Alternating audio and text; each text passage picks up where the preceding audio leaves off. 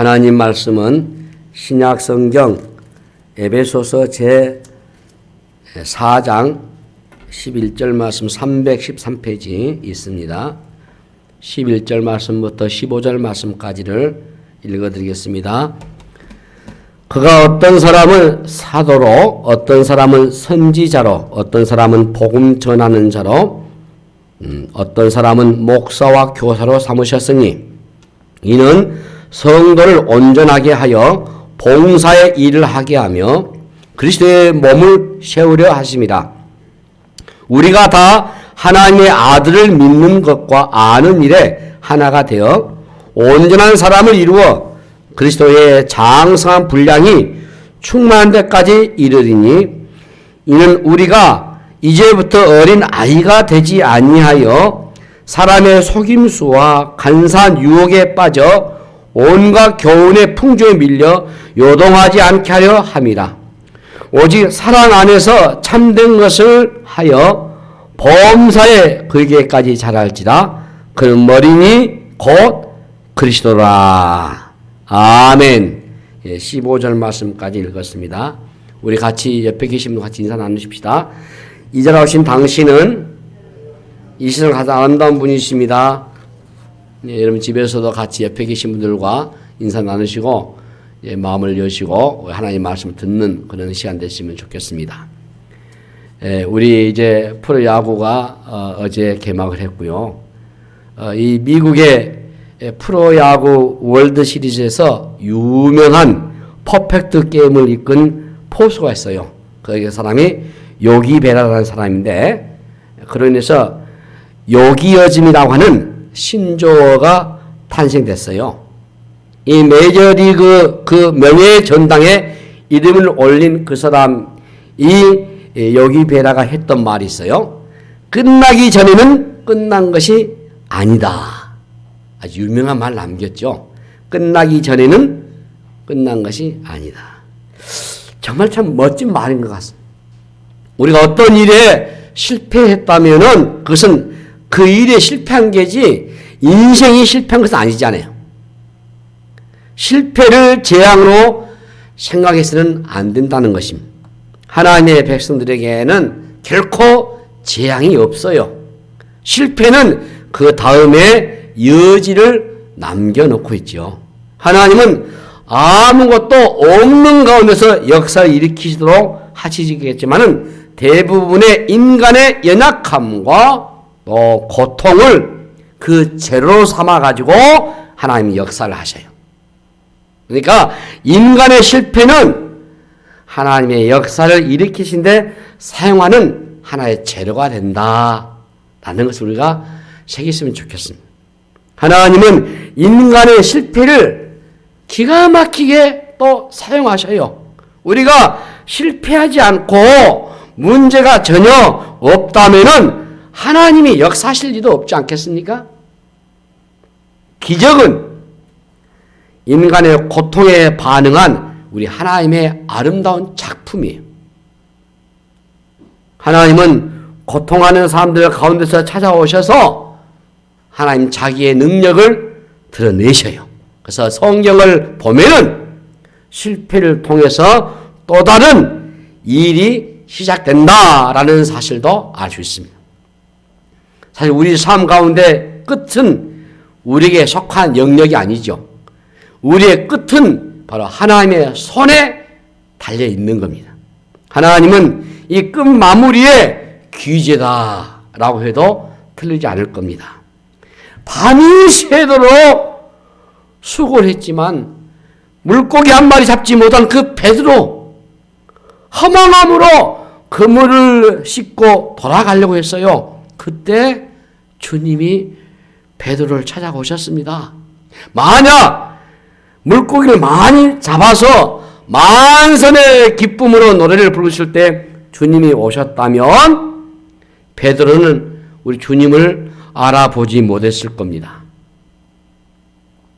우리는 주님이 베드로를 찾아오시는 그 시점에 주목해야죠.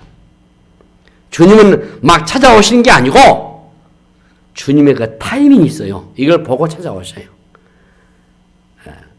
지금 우리가 힘들고 어려운 시간들 잘 보내고 있다고 저는 생각합니다.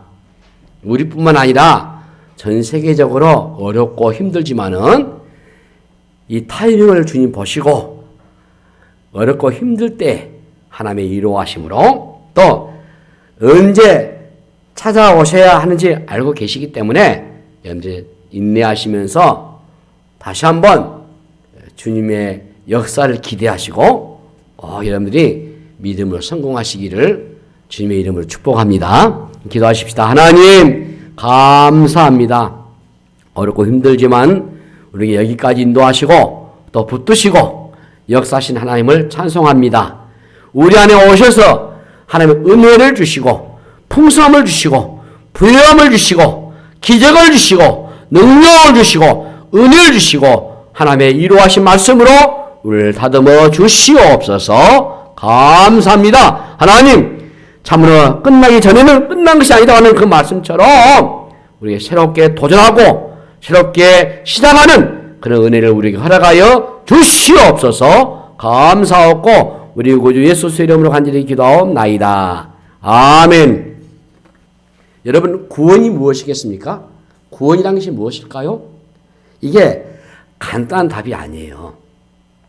구원은 우리가 신학적 용어입니다만은 칭의에서 끝난 게 아니에요. 우리가 구원의 단계 서적을 보게 되면은 우리가 죄에서 의롭다함을 인정받는 하나님의 아들로 양육하는 이 칭의에서 끝난 게 아니고 계속 새로워지는 거룩해지는 성화 그리고 결론에는 영화로에 이르렀어야 돼요. 근데 우리 대체로 한국 교회는 구원이 뭐냐? 예수 믿고 천국 가는 이 고정으로 딱 결론을 짓고 있어요. 이 구원이 중요하지만은 구원의 전부는 그게 아니거든요. 특히 구원 이후에 일어나야 할 이 성화에 관한 영역을 많이 놓쳐버린 게 한국교회의 모습입니다. 그래서 혹자는 말하기를 한국교회의 구원은 아주 초보적인 단계. 예수 믿으면은 죄사함 받고 천국 간다. 이걸로 결론 지어버리는 아주 유치한 단계, 어린아이 단계다. 성경에서 말하고 있는 구원은 우리가 그리스도의 사람으로 변화가 되고 성숙해지고 그리고 궁극적으로 주님 앞에 서야 될 영화로운 몸. 죄인이 의인된 이 신분의 변화가 일어났는데 신분에 걸맞는 삶을 우리 한국교회는 그렇게 많이 강조하지 않고 있어요. 구원은 단순히 죄 용서함 받는 것으로 끝나지 않습니다, 여러분. 오늘 우리의 삶에서 여러분 진정으로 구원을 경험하시기를 바랍니다. 이것이 뭐냐면은 성화에 있습니다. 성화에 있어서 아주 중요한 부분이에요. 그래서 복음은 죽은 이론이 아니고 생명력을 가지고 있는 건데 이 생명이라는 것은 계속 성장한다고 하는 힘을 가지고 있어요. 예수님도 니고데모에게 다시 거듭나야 한다라는 말씀하셨어요. 예수님을 믿은 이후부터 우리는 계속해서 성장하려는 열망이 우리 안에서 일어나셔야 돼요. 왜냐하면 생명이 신비거든요. 거듭난 신자라고 하면은 자라나셔야 돼요. 성장하셔야 돼요. 구원을 얻은 그 순간부터 예수님의 생명이 우리 안에 들어와 있잖아요. 그런데 그리스도를 믿음으로 의롭다함을 받는 우리가 거기서 딱 끝나는 게 아니고 반드시 이 성화의 삶이 우리 안에 따라와야 돼요. 진행되셔야 돼요. 그래서 여러분들이 구원의 확신만 갖고 있으면 곤란하고 예수 믿으면 죄사함 받고 천국 간다. 이런 아주 어린 아이 같은 이런 수준에 있으면 곤란하고 반드시 그래서 성경은 성장하는 거, 이 성숙함을 강조하고 있는 겁니다. 마태복음 4장 48절에 예수님은 그러면 하늘에 계신 너희 아버지 온전하신 것과 같이 너희도 온전하라 이렇게 말씀하셨고 골로새서 1장 28절에 보시면 우리가 그를 전파하여 각 사람을 권하고 모든 지혜로 각 사람을 가르치면 각 사람을 그리스도 안에서 완전한 자로 세우려 함이니 이렇게 말씀하고 있어요. 여기서 온전하다 또 완전하다 이 말은 완전함, 완벽함 이런 개념이 아니죠. 성경에서 온전하다고 하는 이 단어는 주로 성숙하다. 예, 그 의미입니다. 그러니까 본문에서도 온전함을 강조하고 있는데 이것은 성숙하는 것이 선택의 문제가 아니고 필수적이라는 것이에요. 그러니까 그리스도 안에서 자라가야 한다. 이런 결론입니다. 그렇다면 여러분 성숙하려면은 어떻게 해야 되겠어요? 우리 본문 14절을 보시면은 이는 우리가 이제부터 어린 아이가 되지 아니하여 사람의 속임수와 간사한 유혹에 빠져 온갖 교훈의 풍조에 밀려 요동하지 않게 하려 함이라. 이렇게 말씀하거든요.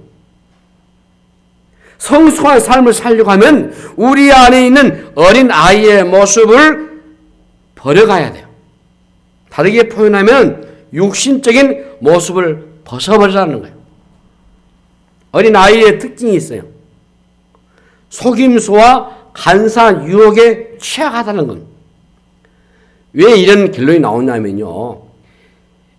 주로 오래된 기독교의 전통과 신학과 또 기독교의 사상이 집약되어 있는 그리고 성경에서 가르치는 이런 교훈을 착 종합해서 한국 교회를 단편으로 어린아이 같은 신앙, 한국 교회를 그렇게 진단해버리는 것에 대해서 동의하면서도 안타까운 것은 우리 한국교회에 그런 모습이 있다 보니까 교회가 많이 이단에 빠지고 사이비에 노출되고 오래된 성숙한 신자들도 삶이 나타나지 못하고 아주 초보적인 단계에 있다.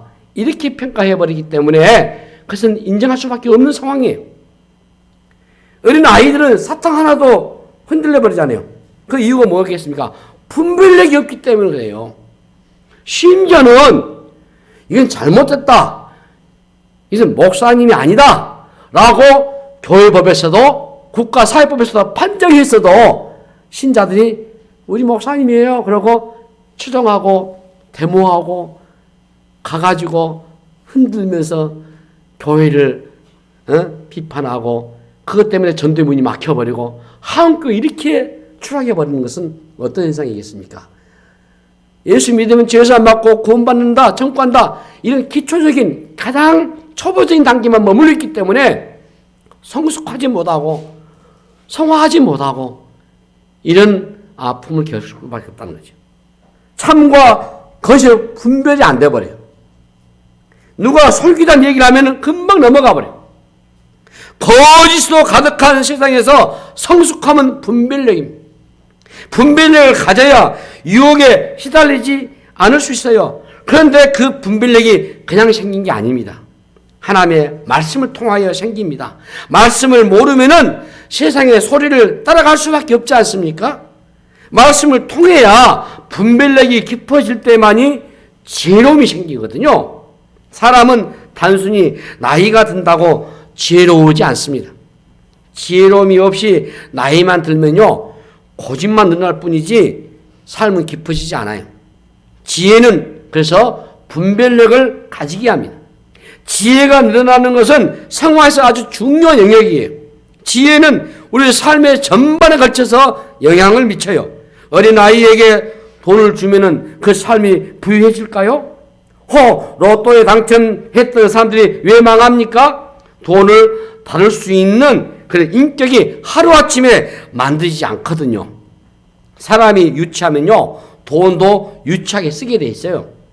돈이 성숙에 이르게 하는 게 아니고 성숙한 사람이 성숙하게 돈을 사용할 때에 그 삶이 부유해지는 거죠.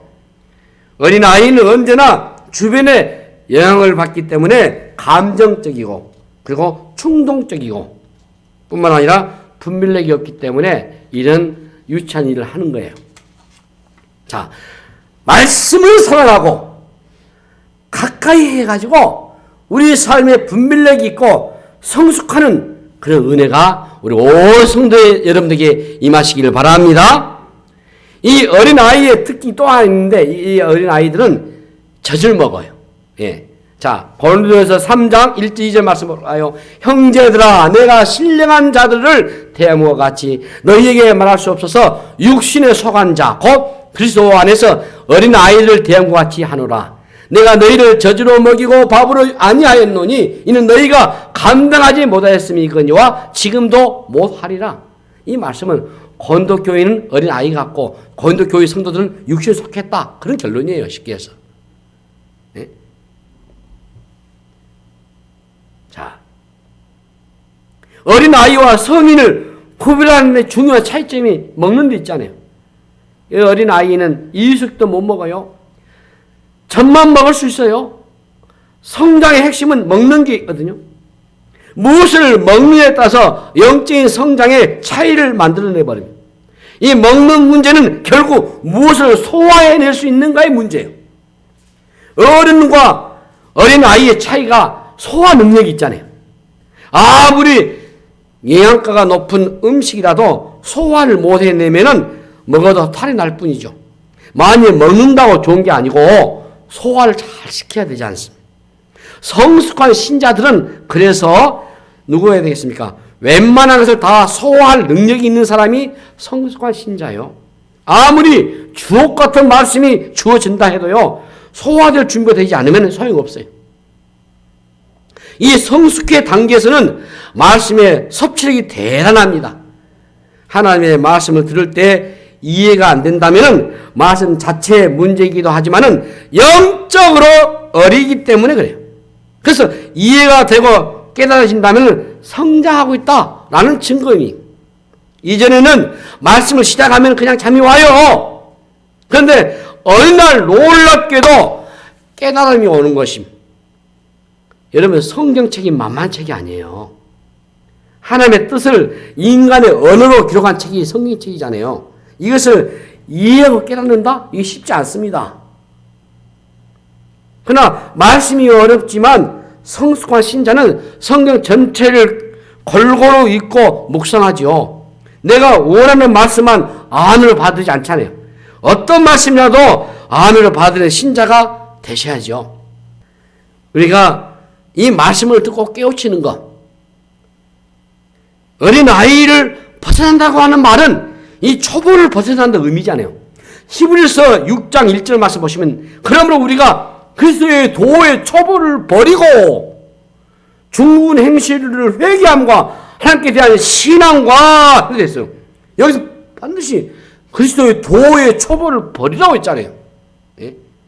미성숙은 다른 말로 이야기하면 초보 단계입니다. 응? 기본기를 잘 닦아야 하지만은 그 기본기만 늘 반복하면 안 되잖아요. 여러분 생각해 보세요. 태권도 도장을 10년 넘게 다녔는데 아직도 발차기만 하고 있다면 되겠습니까, 여러분? 얼마나 안타까운 일이에요. 피아노 학원을 20년을 다녔었는데도 아직도 도레미만 한다고 한다면은 여러분 심각하지 않겠습니까? 신앙생활을 수십 년 해도 아직도 예수 믿고 죄수 안 받고 천국만 간다라고 딱 고정관념에 결론 지어가지고 해버리면 곤란하죠. 초보를 벗고 성숙함에 당겨 나아가신,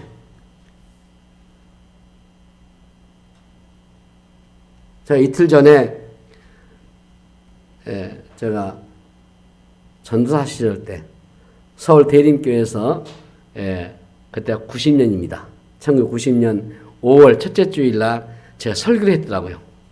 그래서 비디오를 그때 담았는데 그 CD로 옮겨가지고 제가 설교를 싹 들어봤어요. 우리 목사님이 저에게 특별히 기회를 줘가지고 스승주일날 그때 제가 아마 설교를 한 것 같습니다. 그래서 본문 시편 127편 1절부터 말씀을 가지고 설교를 했는데, 아, 내가 이때 이런 설교를 했구나. 그때 모습과 지금의 나 모습을 보면은 성경 해석이랄지 적용이 많이 유치하더라고. 그래서 그때는 내 형편이 이런 참 약한 상태였구나. 지금 내가 이 본문을 이렇게 설교하지 않을 텐데 이런 생각을 해봤어. 여러분, 깊은 영적인 세계로 들어가게 되면 상상할 수 없는 비행이 일어나죠. 기도도 그냥 기도가 아니죠. 구하면 응답받는 단순한 논리가 아닙니다. 비밀이 있지 않겠습니까? 제가 최근에 읽은 책 가운데서도 다니엘 한번 생각해봤어요. 다니엘의 기도를 생각해봤어요. 여러분 다니엘 기도 잘 아시죠? 예. 다니엘이 하나님 앞에 기도를 합니다. 언제 하죠? 시기가 있어요. 하루에 3번씩 있습니다. 예루살렘 쪽에 창문을 열고 있습니다. 예. 3시, 6시, 9시에 했어요. 왜 시간에 했었을까? 왜 이때 기도를 했었을까? 그때가 지금 예루살렘 쪽에서는 옛날에 자기 지금 포로 잡혔잖아요. 다니엘이. 지금 노예 신세지 않습니까? 그런데 그곳에서는 옛날에 하나님 앞에 제사 들 때 제사장들이 3시, 6시, 9시에 재물 잡고 하나님 성전에서 제사할 때고 백성들은 성전 밖에서 기도할 때입니다. 그렇구나. 하나님이 그 시기, 그때, 그 타이밍 이게 이렇게 중요한가? 그래서 제가 다시 한번 깨닫고 신약시대의 기도는 좀 다르죠. 쉬지 않고 기도하셨기 때문에 예.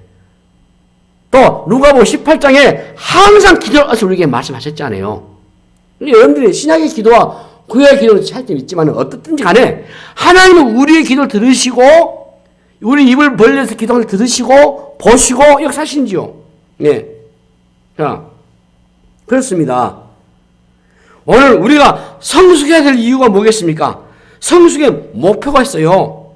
우리 본문 15절에 보시면은 이런 말씀이 있습니다. 우리 본문 15절에 오직 사랑 안에서 참된 것을 하여 범사에 그의 아주 잘할지라 그는 머리니 곧 그리스도라고 했어요. 우리의 성숙의 목표가 딱 정해졌습니다. 그리스도입니다. 이게 얼마나 여러분 가슴 벅찬 말씀입니까? 주님이셔요. 예. 성숙함은 그리스도의 완전함에 이르는 것입니다. 언제나 그리스도가 목표가 되셔야 돼요. 신앙생활을 여러분 좀 했다고 만족할 수 없는 이유는 우리의 목표가 바로 그리스도이기 때문이에요. 한때 열심히 했다고 멈출 수가 있겠습니까? 내가 이 정도 했으면 됐지 라고 얘기할 수 있겠어요? 그럴 수 없지 않습니까? 항상 우리는 겸손할 수밖에 없습니다. 누군가 사랑해도 그리스도의 기준으로 사랑하셔야 되고, 예? 참을 만큼 참았다라고 끝내시면 곤란하고, 희생할 만큼 했다고 여기면 곤란하고, 그 희생의 기준을 그리스도로 한다면은 까마득 하는 거죠. 항상 그리스도라면은 어떻게 하겠을까라고 우리가 생각해 보셔야 돼요. 절대 기준은 그리스도밖에 없어요. 혹시 여러분들과의 관계 속에서 갈등이 일어난다 해도 여러분 주님을 깊이 묵상해 보셔요. 사랑을 행할 때도 주님을 깊이 생각해 보셔요. 그렇다면 어떻게 성숙할 수 있을까요? 히브리서 12장 2절 말씀 보시면은 믿음의 주요 또 온전히 계신 예수를 바라보라. 그는 그 앞에 있는 기쁨 위하여 십자가를 참으사 부끄러움을 개의치 아니하시더니 하나님 보좌 우편에 앉으셨느니라. 히브리서 또 3장 1절의 말씀 보시면 그러면 함께 하늘의 부르심을 받은 거룩한 형제들아 우리가 믿는 도리의 사도이시며 대지상에 계신 예수를 깊이 생각하라. 저는 이 히브리서에서 우리에게 두 가지 중요한 포인트를 알려준다고 생각합니다. 그 첫 번째가 그리스도를 바라보자. 두 번째는 그리스도를 깊이 생각하자 한 겁니다. 이것이 바라보는 법칙이요. 바라봄의 법칙. 우리는 바라보는 것을 담게 돼 있어요. 늘 바라보는 대상이 중요하지 않습니까? 자신이 바라보는 곳으로 가게 돼 있잖아요. 성숙한 그리스도인들의 특징은 초점이 분명하셔야 돼요. 반면에 어린 아이의 특징은 무엇입니까? 산만하고 집중력이 없잖아요. 성숙하지 못한 사람은 영적인 집중력이 없습니다. 우리가 성경 말씀 읽다가도 금방 중단해버리기도 하고, 예? 또 우리가 개인 큐티책을 사가지고도 하다가 몇 개월 지나면은 또 그만 하지 않기도 하고, 우리가 기도의 자리에 참 지그시 앉아있기가 쉽지 않습니다. 영적인 집중력이 없는 사람은 결코 잘할 수가 없어요. 그럼 어떻게 해야 되겠습니까? 그리스도에게 집중하시란 말이죠. 그리스도가 어떻게 사셨는지를 그분에게 집중하시고 묵상하셔야 돼요. 다음 주가 종려주일이고 바로 이어서 고난주간이 시작되고 그 다음 주는 부활절입니다. 특별히 우리가 다음 주 대면 예배를 중심으로 해서 이제 다시 보게 될 텐데 여러분 그 주간에 우리가 다시 좀 더 주님을 깊이 묵상하고 새겼으면 더 좋겠어요. 말씀의 묵상이 딴 게 아니에요. 그리스도를 묵상하는 거예요. 주님이 어떻게 사셨을까? 요한복음 13장 1절 말씀 보시면 6월절 전에 예수께서 자기가 세상을 떠나 아버지께로 돌아가실 때가 이른 줄 아시고 세상에 있는 자기 사람들 사랑하시되 끝까지 사랑하시니라. 마가복음 1장 35절 말씀 보시면은 새벽 아직도 밝기 전에 예수께서 일어나 나가 한적한 곳으로 가서 거기서 기도하시더니. 자, 모든 일상의 첫 부분이 주님이 기도로 시작하셨어요. 또 주님이 문제를 힘으로 해결하려고 한 베드로에게 어떤 말을 하셨냐면 마태복음 26장 52절 말씀 보시면 이 예수께서 이르시되 내 칼을 도로 칼집에 꽂으라 칼을 가진 자는 다 칼로 망하느니라. 주님은 한 번도 당신의 문제를 해결하기 위해서 물리적인 힘을 사용해 보신 적이 없으세요. 예수님의 문제 해결 방식은 언제나 십자가였고 기도였어요. 주님은 우리의 삶의 모델이 되시기에 충분하신 분이셔요. 그리스도를 바라보면 답이 있습니다. 우리가 묵상해야 할 핵심은 그리스도입니다. 그리스도보다 확실한 모델은 없어요. 자, 여러분 성숙의 결과가 무엇입니까? 우리 본문 12절을 보시면은 이는 성도를 온전하게 하여 봉사 일을 하게 하며 그리스도의 몸을 세우려 하심이라. 여기 말씀에서 온전하게 하여 또 봉사 일을 하게 하며 이 하여와 이 하며의 차이가 어마어마해요. 성도를 온전하게 한다. 이 종속절입니다. 그렇죠? 성도가 먼저 온전하게 되어질 때만이 봉사 일을 온전해지고 그리스도의 몸이 온전하게 세워진다. 그 말씀이잖아요. 그러니까 자신만의 신앙에 머물러 있지 않는 단계를 말해요. 이기적인 삶에서 공동체적인 삶으로 이게 바뀌어지는 거예요. 어린아이는 자신만 생각하죠. 그래서 계속 옆에 케어해줘야 돼. 돌봐주셔야 돼. 어린아이들로만 기회 남아있다면 부모님들은 다 지쳐 쓰러지고 말 것입니다. 그런데 어느 날 이 아이가 자라가지고 엄마의 가방도 더 주기도 하고 부모님을 이 모양처럼 돕기도 하고 또 세상에서 리더가 되기도 하고 세상에 귀한 삶을 살아가면 얼마나 아름답고 보람되는 걸 느끼겠습니까? 우리도 마찬가지요. 교회를 세우는데 가장 핵심적인 사역은 내가 성숙해져야 된다. 그래서 다른 사람들의 신앙의 성숙함을 도와주셔야 돼요. 성장하지 않으면 계속 돌봐주셔야 되거든요. 사실 성숙한 그리스도인들이 많으면은 사실 교회가 굳이 그런 많은 교육자 필요하겠는가? 미성숙한 사람들이 많이 모인 교회는 미성숙한 교회일 수밖에 없어요. 그래서 우리 교회 모델이 사도행전적인 교회가 되셔야 돼요. 그런 교회를 우리가 새겨보고 목표를 삼으셔야 돼요.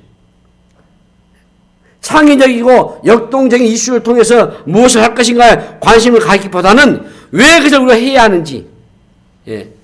자, 오늘 교회 문제는 딴 게 아니에요. 잘하지 않고 어린아이로 남아있는 신자들이 많이 있는 게 문제고, 이게 한국 교회의 모습이기도 하고, 여러분, 성숙하면 이래서야 열매를 맺지 않아요? 성숙해야 하는 이유는 열매를 위해서거든요. 요한복음 15장 4절 말씀하시면 내 안에 거하라 나도 너희 안에 거하리라. 가지가 포도나무에 붙어있지 않냐면 스스로 열매를 맺을 수 없음 같이 너희도 내 안에 있지 않냐면 그러하리라 했어요. 삶의 열매가 맺힐 때만이 풍성해져요. 그런데 열매가 언제 맺힙니까? 주님과의 관계가 깊어질 때 맺히거든요. 우리 신앙생활은 다른 게 아니에요. 주님과의 관계입니다. 우리가 신자 된 이후에 우리의 시간은 달라져야 돼. 그냥 속절없이 흐르는 시간이 아니에요. 우리의 시간 속에 그리스도가 찾아오셨습니다. 이제는 나 홀로가 아닌 주님과 함께 동행하는 삶이에요. 우리의 시간에 그 지향이 깊어진 거죠. 그냥 애매하게 소극적으로 교회에 다녔으면 곤란하고 세월이 흐를수록 내 삶을 통해서 그리스도가 드러날 수밖에 없는 그런 삶을 사시란 말이에요. 왜 그렇습니까? 왜 그렇게 해야 됩니까? 자, 요한복음 10장 10절에 보시면 우리 예수님은 도둑이 온 것은 도둑질하고 죽이고 멸망시키는 것뿐이요 내가 온 것은 양으로 생명을 얻게 하고 더 풍성히 얻게 하려는 것이라 라고 말씀하셨어요. 주님은 우리를 풍성하게 하려고 하셔요. 그리스도를 닮은 성숙이 이르면 우리의 삶이 풍성해지게 되어 있어요. 삶의 모든 영역에서 하나님의 은혜가 임하는 것을 보게 됩니다. 자세히 보면 누가 나를 힘들게 한 것이 아니고 나의 미성숙함이 나를 힘들게 하는 것뿐이죠. 물론 다른 사람들이 나를 힘들게 할 수도 있어요. 그러나 성숙한 사람은 나를 힘들게 하는 사람이 있어도 별로 시험 들지 않습니다. 왜 그렇습니까? 그 사람이 아직 어리기 때문에 하는 행동임을 알기 때문에 그래요. 성숙하게 되면 기다리고 참아주는 여유도 생기지 않습니까?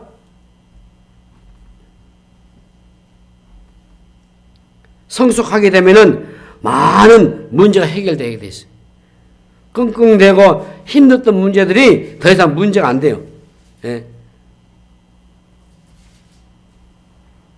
내가 무엇을 해야 하는지를 묻게 되고 자신이 하지 못한 책임을 느끼는 그런 모습, 어른스러운 모습이 되셔야 되고 책임지지 않는 사람들 특징이 있잖아요. 예?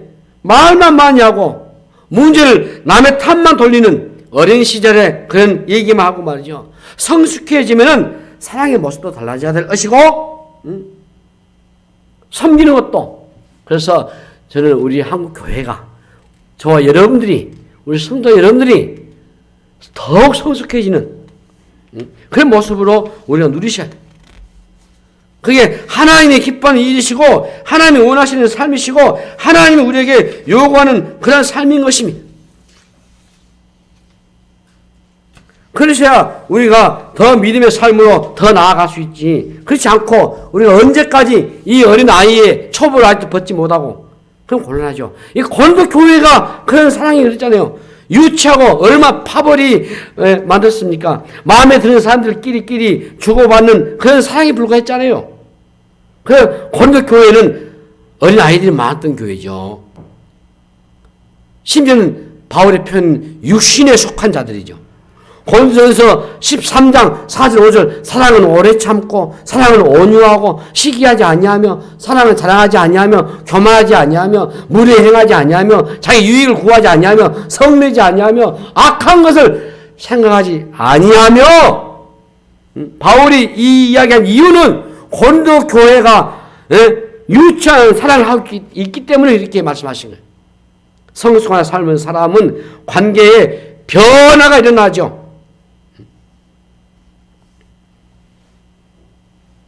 아무리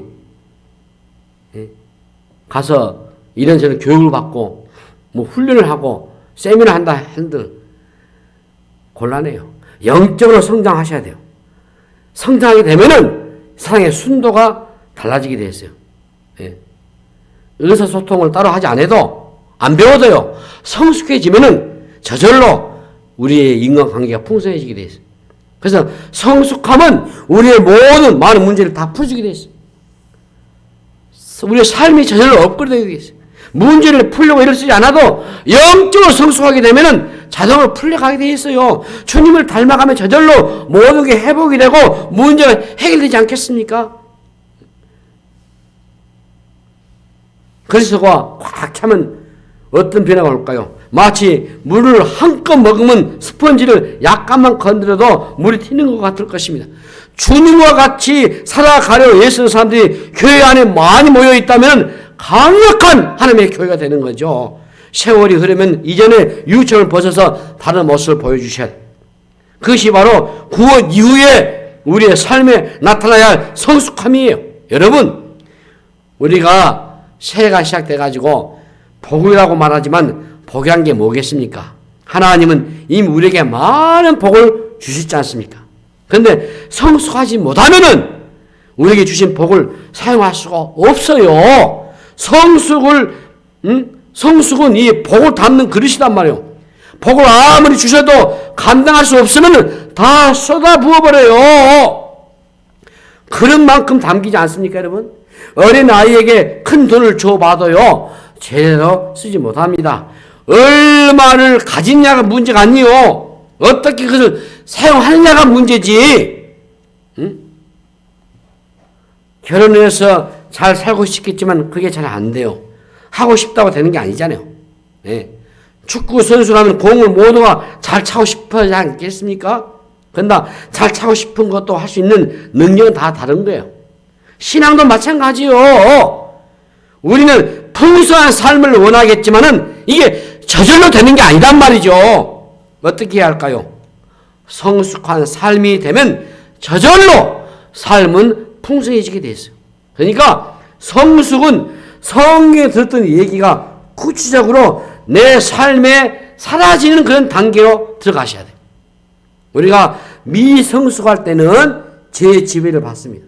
그러나 이제는 이 죄의 지배를 벗어나서 그리스도의 성품 안에 살아갈 능력이 생기셔야 돼요. 행복해지고 싶어서 행복해지는 게 아니고 저절로 행복이 찾아오게끔 성숙하게 되면은 아버지의 그 마음을 알게 되지 않겠습니까? 누가 말하지 않아도 아버지의 뜻을 알아 살아가셔야죠. 하나님이 우리에게 주신 것들이 얼마나 많습니까? 그러나 그것을 누릴 수 있는 사람이 바로 성숙한 그리스도인이에요. 기억하세요. 그래서 여러분 오늘 말씀 놓치지 마신 것은 성숙함은 바로 우리의 몫입니다. 시간이 흐른다는 것은 책임을 지는 자리로 가는 것이고 성숙한 삶을 위해서 여러분들이 노력을 많이 하셔야 되고 그리고 어린아이의 일을 속히 벗어버리셔야 돼요. 한국교회가 살 길은 그것뿐이에요. 저와 여러분이 행할 길은 그것뿐이에요. 그러므로 우리는 주님에게로 목표를 삼으시고 그래서 아직 살아가셔야 돼요. 그때 우리 주신 축복이 무엇인지를 알고 우리가 누리게 될 것입니다. 성숙함은 우리에게 중요한 목표인 줄로 믿습니다. 그래서 안에서 성숙함에 이르는 이 목표를 향해서 달려가는 저와 여러분 다 되시기를 주님의 이름으로 축복합니다. 하나님 아버지 은혜를 감사합니다. 우리 모두가 그리스도의 성숙함이 이르도록 역사하여 주시옵소서. 감사하고 우리의 곧 예수의 이름으로 간절히 기도하옵나이다. 아멘.